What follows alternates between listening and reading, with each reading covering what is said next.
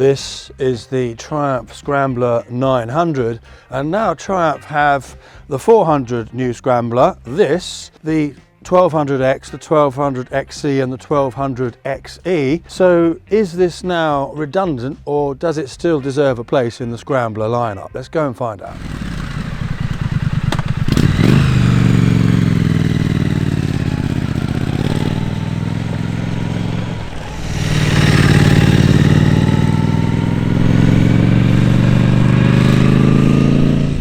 So you've bought your motorcycle, you need petrol, you need oil, and you need insurance. This video is sponsored by BikeSure. No matter who you are or what you ride, they can find you a policy. Now, it doesn't matter what motorcycle you ride. It could be a 50cc or anything right the way up through to the most powerful motorcycle in the world, or a customised bike or something heavily modified.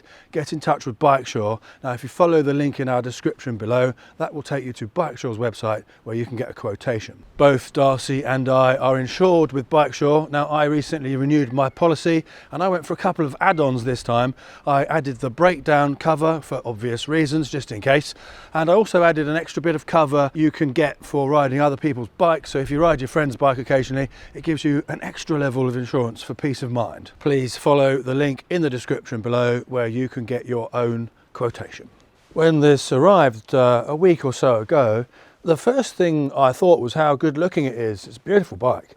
It's particularly nice in this black, and of course you have the new limited editions in the stealth colour scheme to choose from as well.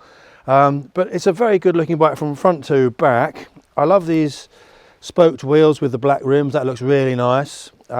You've got a nice normal round headlight, which is nice, nothing gimmicky, just simple. Beautiful centre analog speedometer with the rev counter, and you can scroll through different things to show in the digital display underneath. That's beautiful, I love it. A pretty tank, nice looking exhaust pipe.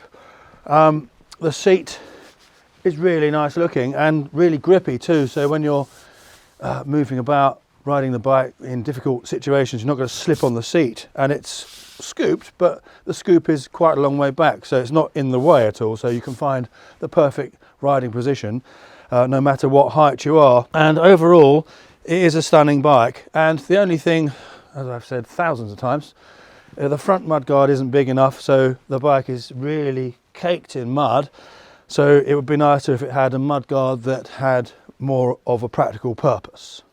At the back, the rear mudguard is a little too small as well, because it doesn't really protect the bike from all the mud. So if you are on mucky roads in the countryside or going down a farm track or something, then it doesn't stop you getting muddy. And it's a shame really, because the back of this lovely seat is all covered in muck as well. So it does need better mudguards, and that's something I am going to bang on about, because the designs have gone too far off into the fashion element rather than the practical element.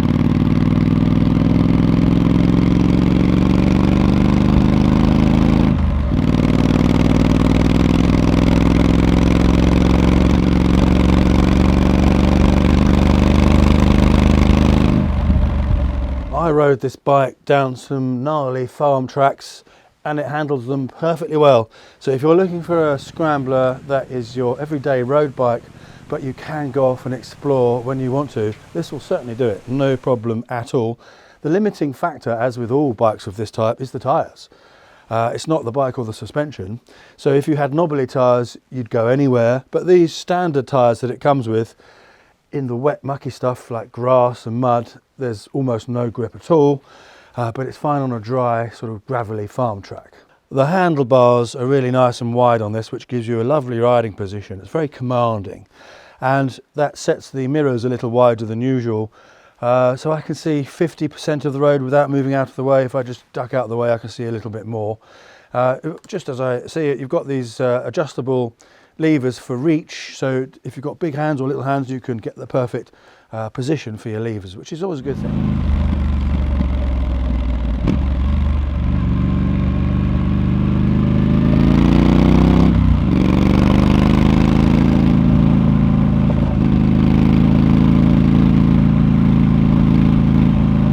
As I said in many of my reviews, this Triumph 900 Bonneville engine is absolutely perfect. I love it. I think it's the best engine in the Bonneville. It's not too powerful, it's not too fast, not too torquey. It's just right.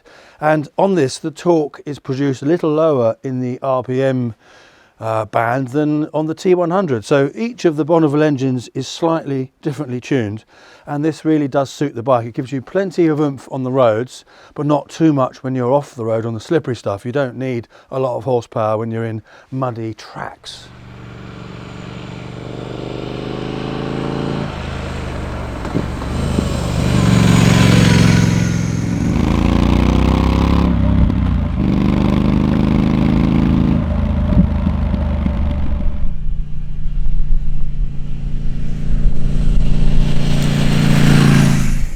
Everything on this bike works as it should. The brakes are really good.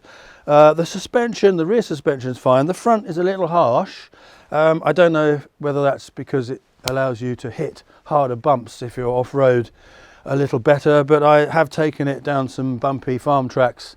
It does everything perfectly all right, but it does feel a little bit harsh at the front. The riding position is really nice. Now, I'm 6'2", and I find it's very comfortable to ride. I can get the perfect riding position because I can move backwards and forwards on the seat. I can sit where I want to, whereas some bikes have that scoop seat which force you to sit like that, and that doesn't look very good and doesn't feel very good. So this is really nice. And again, that beautiful outlook towards the front where you have that lovely analog dial and these quality handlebars and mounts and clamps. It all looks very nice. Triumph really have thought of everything. I don't know if you've noticed, but there's this little pot here on the handlebars. Now, if you're out for a ride, you get some chips or something, you just open it up, dip your chips in and have a little dip. You can put different sauces in there. That is a nice little touch. I like that. As far as size goes, this is the second in the lineup. The 400 obviously is a bit smaller. Then you have this. The X is a little taller. The XC is taller than that. And the XC is the tallest one. In many ways, this is more of the purist scrambler, because in the old days people would get a road bike, strip off all the unnecessary parts, stick wide handlebars and knobbly tyres on it, and off you go. You've got a scrambler. This is very much in that vein. Some of the newer ones have taken that to an extreme with bigger suspension and other stuff and more bling. Less is more, usually and mostly.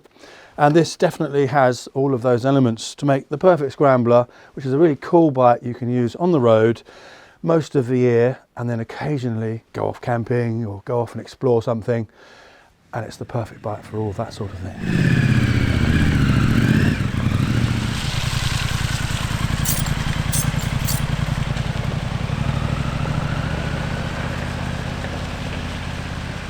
I better do a few specs quickly. The price is from £9,795 in the UK.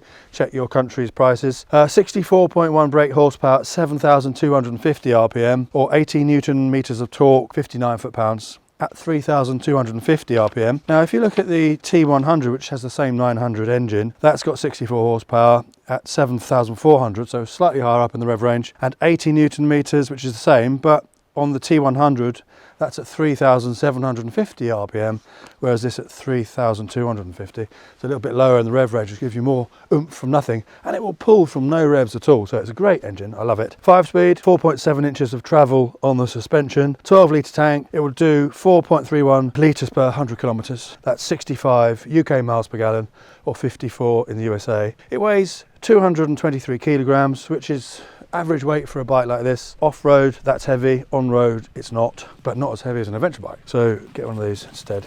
Stealth Edition, £10,395, and it's got 3 modes, road and rain and off-road. Now, road and rain you can scroll through on the road while you're on the move.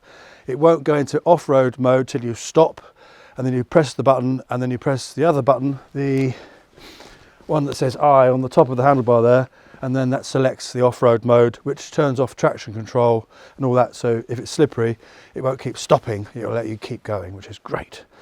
Tons of accessories. It's a Triumph, so whatever you can think of, it's probably got. Would I get one? Absolutely yes. It's beautiful. It does everything you'd think it would do, and it's really cool as well. So super bike. If you've got one, well done to you. You're a cool dude. If you haven't got one yet, go and get one. The question I posed at the beginning of the video was whether this still has a place in the Scrambler lineup from Triumph. It's one of 5 bikes now, and the answer is certainly yes. It absolutely does, because One, the engine is the beautiful engine. I think this should be in all the Scramblers personally. You don't really need all that power and torque when you're off-road.